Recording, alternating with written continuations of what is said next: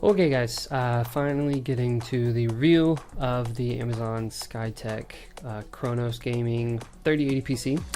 I, at the beginning, was really excited just about having a computer that was surprisingly very well put together. It seemed to be like it was going to be worth the money. As you can see on the screen here, I went on a PC part picker and found out how much it was going to cost for everything, and it honestly was not too dramatic of a difference. There are some, like, from what I can tell, proprietary parts with the case and the AIO. Can't really tell where they're from, so I made some guesstimates on that and made some, I guess, educated guesses to see what that would cost. But for the most part, I was excited, and then things started to get a little bit different. So we'll start with the good parts. So starting off, I mean, you get a 3080, which is like kind of what we're all going for right now.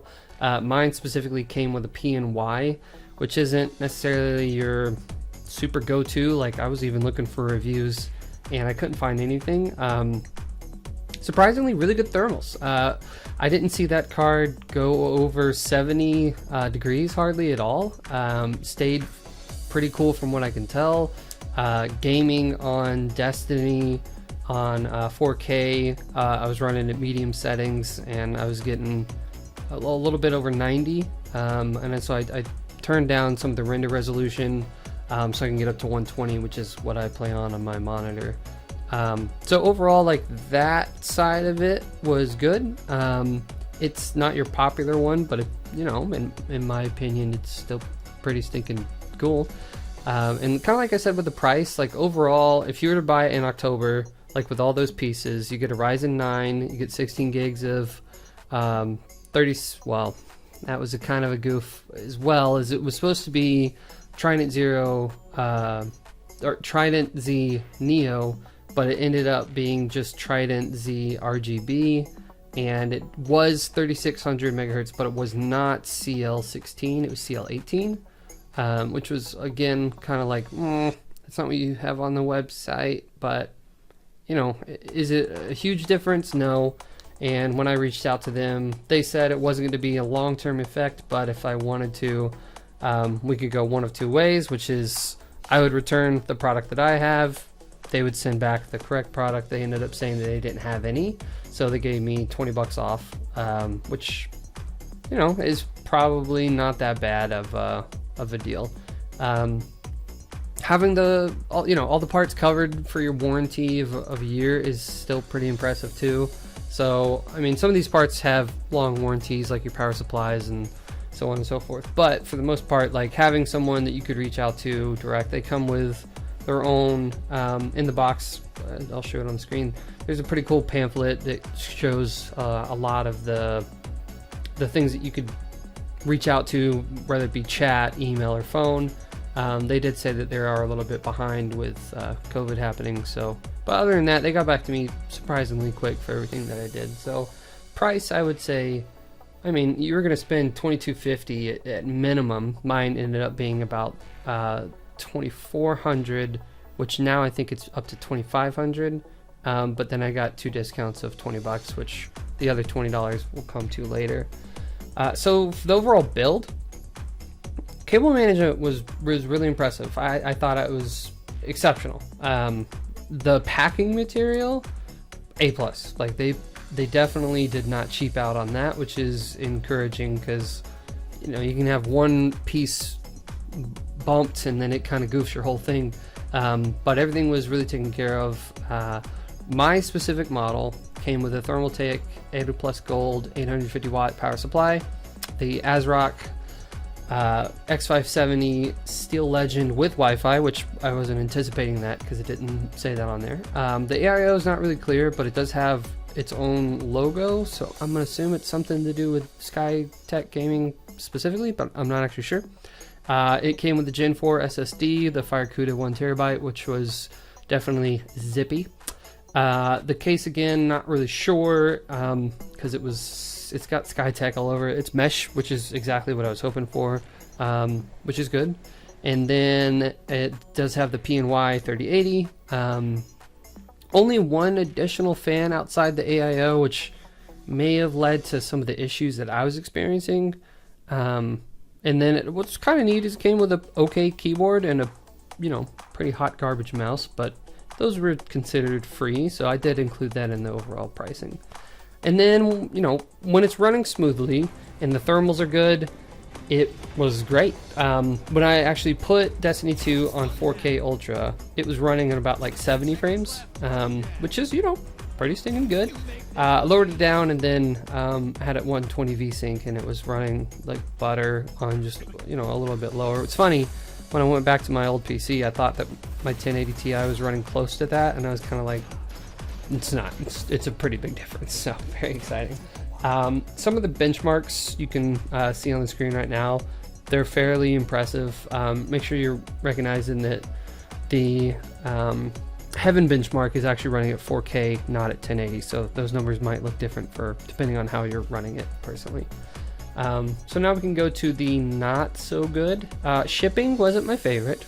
I understand it's a pandemic, and I understand that these cards are impossible to find. I purchased it on October 1st, and I was given a date of October 7th through the 13th as an ETA, which is pretty wide. Also, they do something that's kind of weird, where they print the label immediately when you purchase it, so you're charged immediately, but they don't ship it for a hot minute. Most transactions, they charge when you ship it, so it doesn't actually come out of your bank account, but mine didn't arrive until October 21st. But they did provide a discount due to it not arriving between the 7th and the 13th. So they, again, try to make it right. And they did it surprisingly quick on the reaction time. It didn't take too much. I think it was like a couple business days, if that, which was great. And then kind of said like the other not so good was the RAM not being what was advertised. And then them kind of at the beginning being like, well, it's not that big a deal. And I was like, well, if it's not that big a deal, then like, why have it listed as something else on your advertisement? Maybe change it. And then they ended up giving me that other $20 discount. So now the needs improvement. I definitely, at the beginning when I turned it on, I got a little bit nervous when I downloaded bukus of Windows 10 updates and then tried to open the ASRock RGB software to change the RGB that's on there, and it just gave an unending error thing that just like kept pinging and pinging and pinging. So I had to like hard shut down and restart, and then it somewhat fixed itself. It's still, I had issues with RGB up until the time where I decided whether or not to keep the guy. Just that seemed something sketchy, which sucked. It was nice to already have it on there, but it just kind of stank that it wasn't ready when I got there. So the thermals are confusing because they're not all bad. The CPU, it was chilly, man. That thing was working great. The graphics card, like I said, very chilly, working great. But man, for some reason, like the motherboard and the overall heat that it was putting off, they got kind of toasty, which was confusing. And I think again, it might just be that. So they have this configuration is the AIO radiator is on the front instead of like on the top and having other additional air pulling in. So what I ended up doing was putting a fan in front of the computer, which I feel like I shouldn't have to do that. Like I'm spending $2,500. It should, be ready to do that, but it got a little toasty, and then it started shutting off multiple times, like mid-raid in Destiny. So I don't know if all of you are going to be familiar with raiding in Destiny, but you need everyone there or you can't do certain jump puzzles. So like a couple times it just started cutting off, and I'd have to really awkwardly like turn the power off of the computer to trigger it back on. So I don't know, it could be a couple things. It could be the power supply was jank. It could be what you've heard about other 3080s where there's like this power increase that needs a ton for like very slow, quick instances, and then that could have been it. But every time that it did cut off, when I would put my hand near the computer, it felt toasty. And I felt like that was probably not, because I'm running a very boring computer now and it never puts off that much heat. So I don't really understand what the ridiculous heating is coming from. So a few things you could do. You could replace the motherboard, which seems to be a pretty good idea for the VRMs. So like I picked up an Asus Prime Pro to swap that out. And then you could also add some fans. And then you could potentially swap out maybe even the power supply if it's goofed. But then at that point, it's like, you know, when you buy a pre-built, you already are going to get jabbed at for not building it yourself because things could go wrong and there could be some weird goofs. But, you know, you're 6 months into this build and yeah, they're going to be able to support you. But then after that warranty's up, you know, I don't think many people are going to be buying a new graphics card based on the massive jump that we had this year. So I decided no. I'm not keeping something that's going to keep turning off, and I don't want to have to put money into something where it's supposed to be fixed and ready the minute you get it, because that's what that premium is. You're paying for that upcharge, so then you don't have to do it. So like, let's do the math. Maybe it takes like 4 or 5 hours for a, you know, someone who's not super familiar with putting computers together. Maybe an hour for experts. So you pay yourself, you know, 20 to 40 bucks an hour to put your computer together. If it's worth the price, then, you know, good on you. If not, who cares? And right now, I mean, you're paying a premium on all the graphics cards. It's not like you're just gonna go to Micro Center and pick up a Asus TUF for MSRP.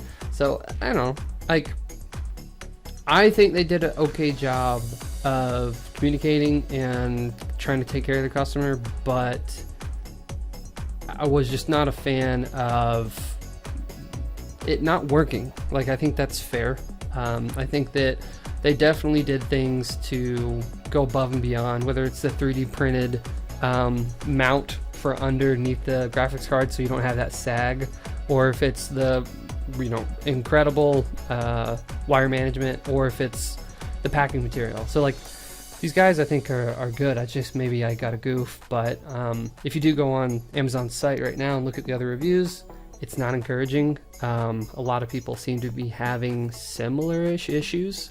So it's like, maybe it's just you need to swap out 1 or 2 things, or maybe you just need to add a little bit more cooling and you'll be fine. But for me, I'm gonna hold off and then maybe see what these red team is gonna come out with the AMD side. So that's the follow-up. Unfortunately, I'm not gonna be keeping it anymore. It's heading back. Actually, it's in the mail, so I'll be getting that refund and hopefully putting that towards some other stuff. So appreciate it.